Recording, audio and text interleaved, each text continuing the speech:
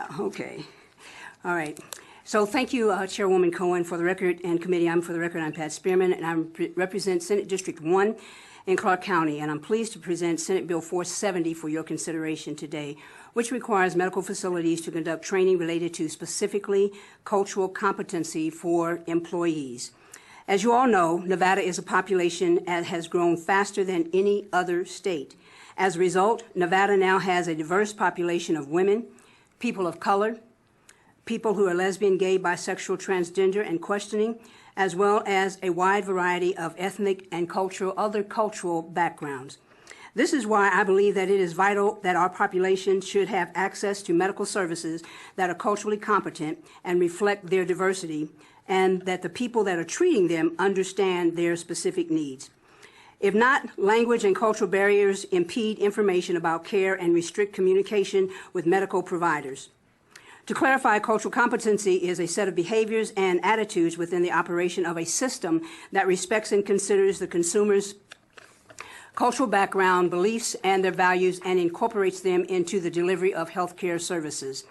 I believe this measure ultimately will improve the quality and safety of healthcare for services for Nevada's diverse population. And I'd like to just provide you just a few examples as to why this bill, in my opinion, is necessary.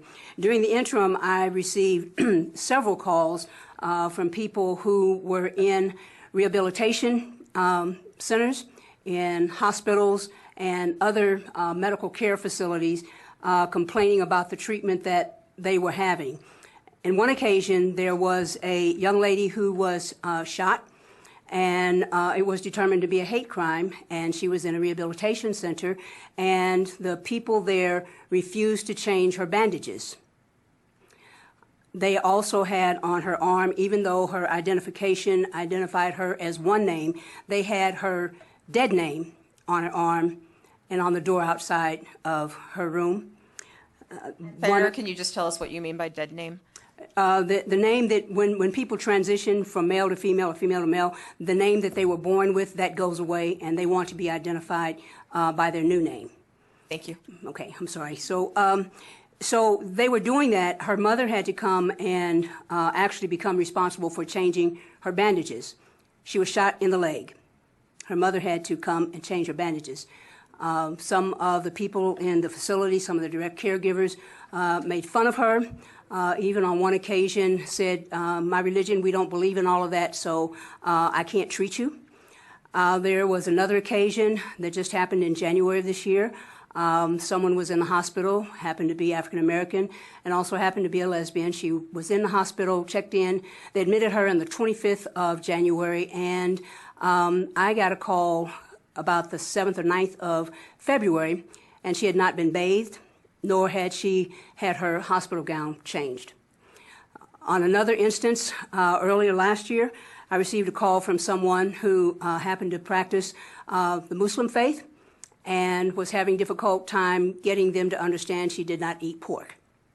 And as a matter of fact, one of the nurses said, well, that's all we have, so I'm not sure what you're going to eat.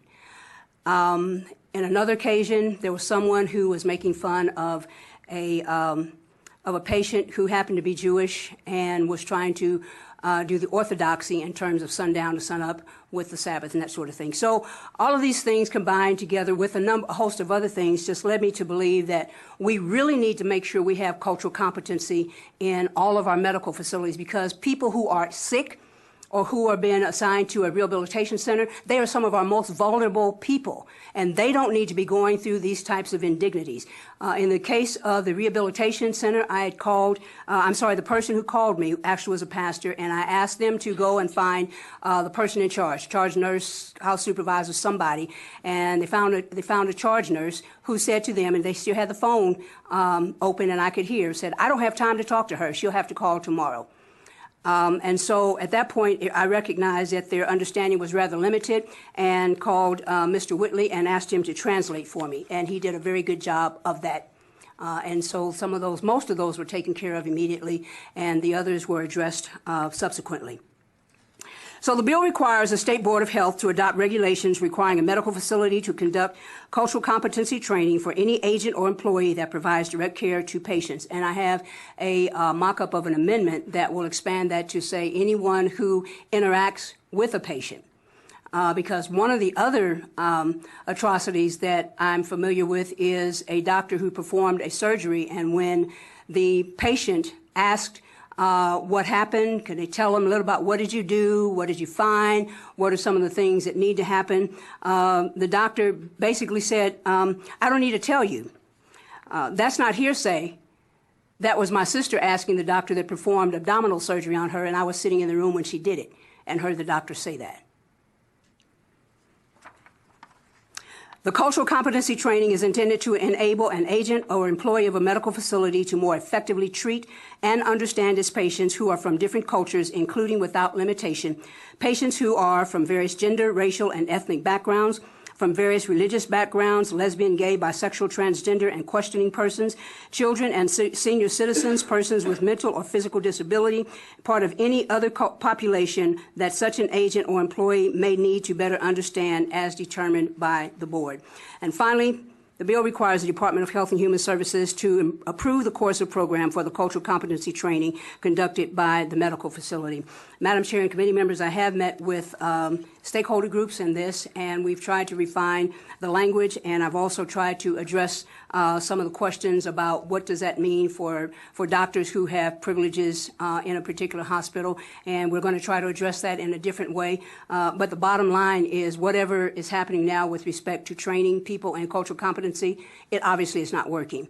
And we need to make sure that a part of our medical and healthcare delivery system respects people's dignity, who they are, where they come from, the religion that they practice, the faith that they practice, or whatever. And if they can't understand that, which is what I said to the person who was told, we don't believe in that because in my religion, we don't believe in transgender people, so I can't serve you. And my response was, you need to go find a hospital that's operated by your religion, because in this hospital, you do that.